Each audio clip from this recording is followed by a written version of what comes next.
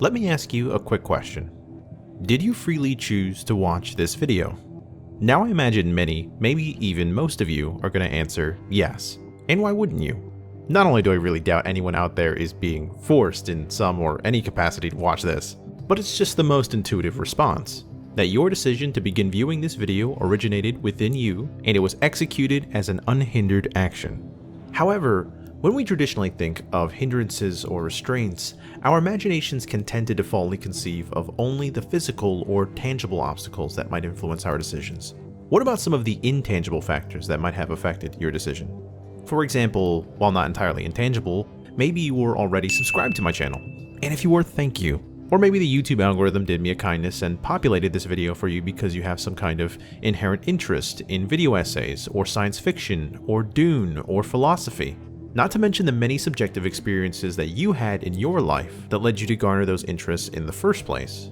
But for whatever amount that these and the many other unseen pre-existing factors that apply to you, we can assert that these preceding variables played a very real and vital role in eventually leading you to watching this video. So let me ask you a second question. Did all of those various preceding conditions and experiences put you on a path that was always going to lead to you watching this video? These two questions that I've asked you very basically outline the impasse between free will and determinism. The philosophical definition of free will is the belief that humans have the capacity to make decisions and perform actions independent of any prior event or state of the universe. Determinism is free will's antithetical. It is the philosophical belief that all events are determined completely by the collective existing causes that preceded them, i.e., everything that has ever happened has already determined everything that ever will happen. The topic of free will has remained and will very likely continue to remain an intensely complex subject of debate, with the contemporary opinion on if free will truly exists still being as of yet undecided. But while it's unclear if we'll ever discover a definitive answer to this ancient question anytime soon, I find it helps, as it often does in life, when an artist is able to offer a unique perspective to consider these metaphysical musings. And I can't think of a better series of novels to begin exploring the many concepts surrounding free will and determinism than in Frank Herbert's Dune saga. Throughout the story of the original Dune and its 5 sequels, Frank Herbert deeply examines a wide variety of themes. From environmentalism to the nature of fear to religious and political power structures, the Dune universe touches upon a plethora of subjects, but arguably none are more central than the exploration into the nature of free will. But before we can really dig into some examples of this, we should first determine if the Dune universe is determined. That is to say, does the classical definition of determinism even function within the context of the fictional universe of Dune? To me, that answer is a solid yes. While Herbert at no point outright states that his universe is or is not deterministic, based on world-building information and how events and character developments unfold, we can certainly see the signs of it. But probably the most overt indicator of determinism within Dune lies with the Kwisatz Haderach. By the way, if it didn't seem implicit, this is my last obligatory spoiler warning before I get really into it. Okay, so what the heck is a Kwisatz Haderach? We're first introduced to the term near the very beginning of the first novel in the series, just after we meet the protagonist Paul Atreides, son of the Duke Leto Atreides, and the Lady Jessica, Leto's concubine. In the first handful of chapters, it's revealed that Paul is suspected of potentially being the entity known as the Kwisatz Haderach, a messianic figure whose coming was meticulously planned by a shadow organization known as the Bene Gesserit. We were told to bear only daughters, but you in your pride thought you could produce the Kwisatz Haderach. We'll get more in detail with the Bene Gesserit as we continue, but all you need to know in this moment is that the Bene Gesserit are a sisterhood of transhuman women, and select members of their order have an ability to access what they call other memory. This is an ability where certain sisters, usually the highest ranking members of the Bene Gesserit known as Reverend Mothers, are able to access the entire genetic memory of their female ancestry. While that being an incredibly powerful and insightful ability in and of itself, for some unknown reason, the Bene Gesserit have never been able to discover a way to access their male genetic memory. Access denied. At the onset of the story, the Bene Gesserit's main objective was to cultivate a Kwisatz Haderach, a person who would have access to their entire genetic memory and in turn become a figure who could better lead the Imperium, the extrasolar human empire with this ability to see events across all time, using the collective information of the past to accurately see all potential futures.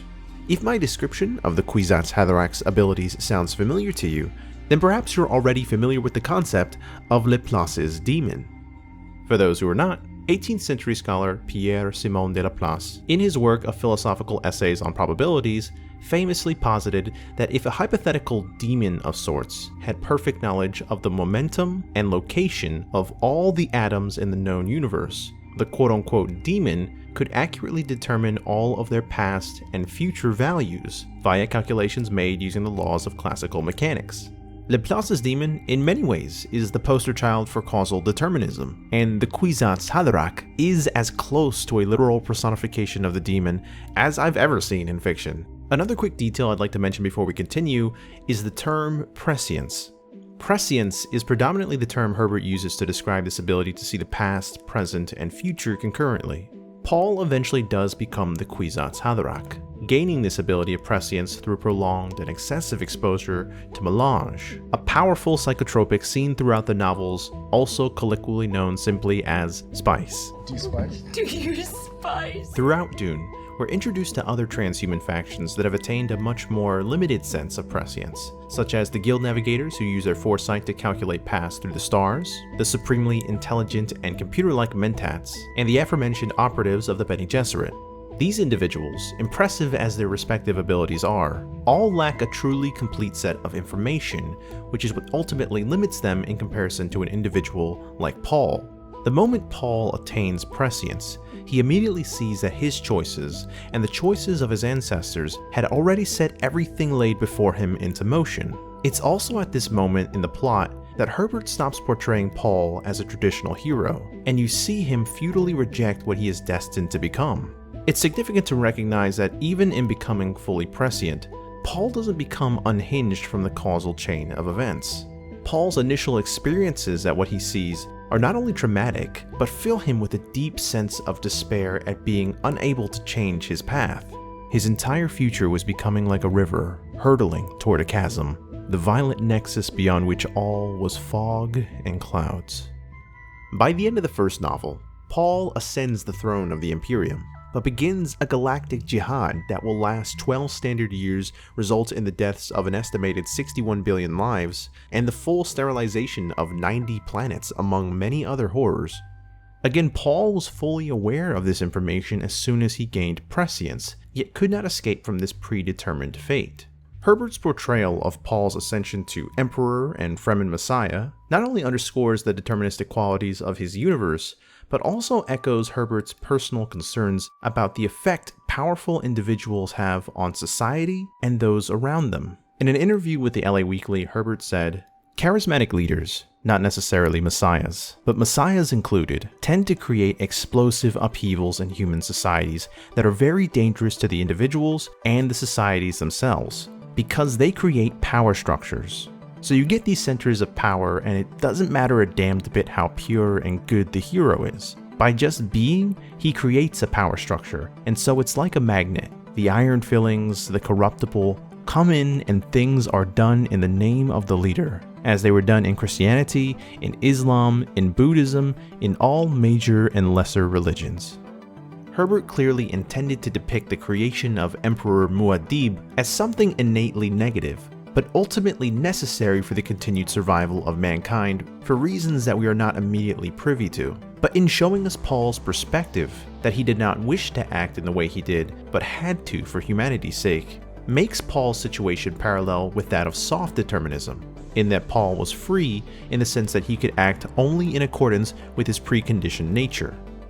So taking plainly what we're presented, that the ability of prescience is the ability to see the causal relation between everything of relevance and weave said information into all possible future outcomes, we can confidently assert that Dune is not only deterministic, but begs another question.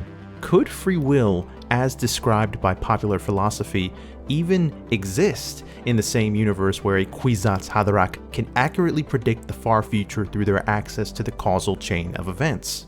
For many fictional worlds, when readers present questions like these, there is usually the parachute of ascribing explanations for invented abilities like this to magic or some equivalent deus ex machina. However, Herbert went to great lengths to provide chemical, biological, social, and genetic explanations for many of the transhuman abilities and technologies seen in his stories.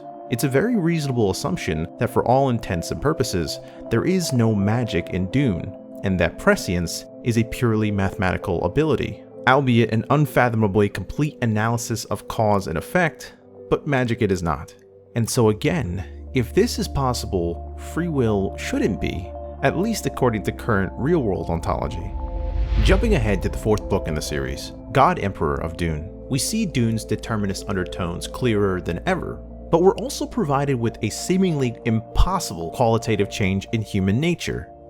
God Emperor takes place 3,500 years after the events of the preceding novels, where at this point Paul's son, Leto Atreides II, leads the Imperium. How not dead, you may be wondering? Well, Leto Atreides II in Children of Dune entered into a symbiotic relationship with the ancient sandworms of Arrakis, and has now begun to follow what he and his father called the Golden Path. The Golden Path is described as a future that both Leto II and Paul could see as they both attain prescience, but only Leto II, thanks to his hybrid consciousness with the ancient sandworms, could see the Golden Path in its totality. During his time as Emperor, Leto Atreides II is an abhorrent tyrant, the worst in history, micromanaging humanity in its entirety from the now terraformed Arrakis. With psychotropics such as spice now outright forbidden for general consumption, we learn Leto's goal was to push humanity at large towards transhumanism, without humanity relying on the crutch of technology or easily controllable resources or a centralized leader such as Leto himself. Being a Kwisatz Haderach, Leto has the ability to follow every line of causal relation all at once, and his primary objective, the Golden Path, was to breed humans who could exist outside of prescience. Wait, what? If prescience is absolute, and the accuracy of Leto II and Paul's predictions of the future have done nothing but confirm this through 3 books, how could anything exist outside of prescience, outside of causality? Well, the short version of the method is that through hundreds of years of trial and error, utilizing a modified version of the Bene Gesserit breeding program, Leto II manages to force evolution in this regard. There are 2 notable results from his efforts. The first being no space technology, vehicles and devices that are masked from the causal chain and therefore from prescience itself. The second, and the far more important of the 2, was to begin a human lineage that is invisible to prescient entities, the progenitor of which is a character called Siona, Leto II's student and his eventual killer. But why? Why was this necessary? What is the ultimate goal of the Golden Path? The truth behind Paul and Leto II's plan is made clear near the end of God Emperor, in a confession of sorts from Leto II to Siona. The seeking machines would be there. The smell of blood and entrails, the cowering humans in their burrows, aware only that they could not escape, while all the time the mechanical movement approached, nearer and nearer and nearer, louder, louder. Everywhere she searched, it would be the same. No escape anywhere. The threat that the Golden Path was preparing humanity for was thinking machines, computational entities with immediate access to all information from the past, effectively making these machines fully prescient and capable of predicting where their targets would be at any point in time. The only way for humanity to survive against such a threat would be for it to become unhinged from the causal chain of events and be truly unpredictable. In other words, humanity in Dune needed to develop free will, or something very similar to it. Now, as you can tell thus far, the Dune series has many diverging and converging storylines with relevant causal chains that come in and out of focus throughout the novels, with the time span between from when said events are introduced through to their eventual conclusions taking place potentially over thousands of years. keeping track of all of these specific events can be a little challenging. And I can't address everything of relevance without this video becoming a feature film, so I'm going to mention just one of the most pertinent historical events in Dune's canon, because it not only defines so much of the universe, but it directly relates to the idea that we just introduced regarding the threat of thinking machines. The event in question is known as the Butlerian Jihad. When reading or even watching Dune, you'll quickly notice a conspicuous absence compared to other science fiction. If you haven't clocked it already, can you guess what it is? No robots. I mean, there are technically plenty of robots in Dune, but more precisely, all of the advanced technology in Dune does not rely on any type of artificial intelligence, which is all a direct consequence of the Butlerian Jihad. Herbert created his own reality warping tools, laser weaponry, faster than light space travel, but all of it is to harness the substrate of human and transhuman agents, as opposed to any form of artificial intelligence.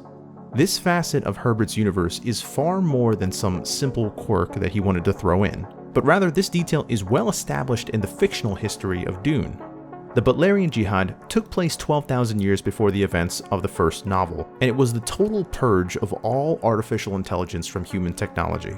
The details we're given about the BJ are a bit vague, but we understand that it was an extremely traumatic event for mankind, and it was incited by an AI's decision to abort the pregnancy of a woman known as Jahan Butler.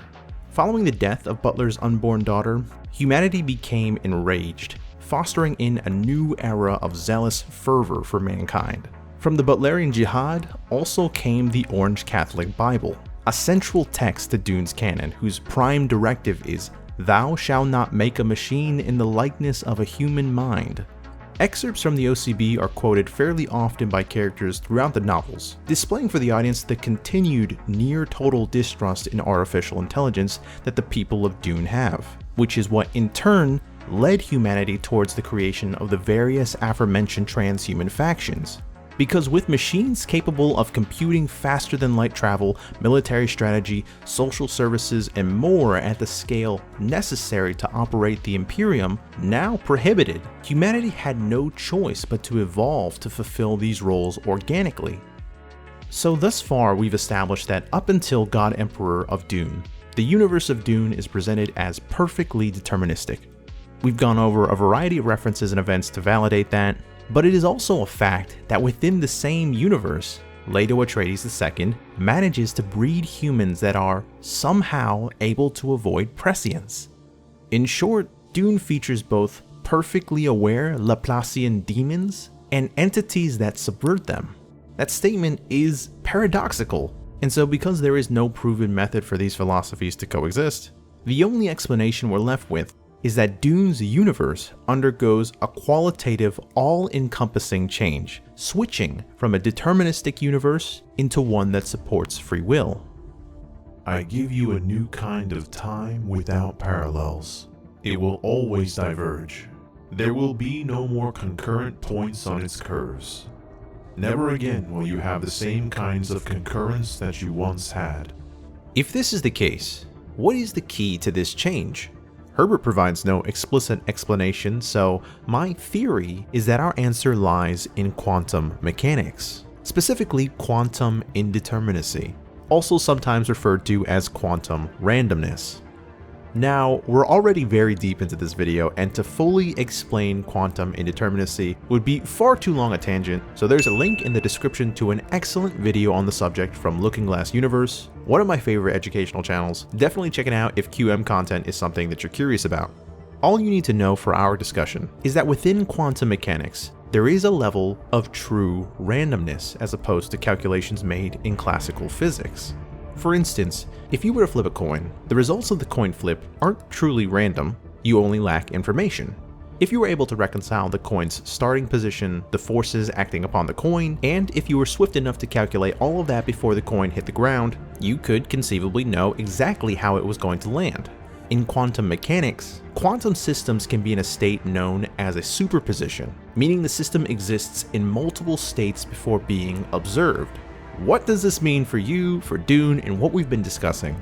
Whether or not you do or don't subscribe to quantum indeterminacy, it has become something of a hinge in the debates surrounding free will, because it's a very well-established theory that introduces an aspect of true randomness into our understanding of the physical universe. That being said, I also have yet to come across any information claiming that quantum indeterminacy has a meaningful, if any, effect on human action. My theory is that the evolution Leto Atreides II imposed upon humanity was a way for humans to amplify the indeterminism present at the quantum level to a more macroscopic level.